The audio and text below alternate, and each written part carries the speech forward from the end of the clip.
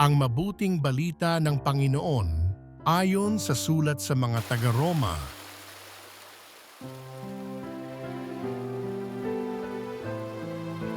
Mga kapatid, alam ninyong panahon na upang gumising kayo sa pagkakatulog. Ang pagliligtas sa atin ay higit na malapit ngayon kaysa noong tayo'y magsimulang manalig sa Kanya. Namamaalam na ang gabi at malapit ng lumiwanag.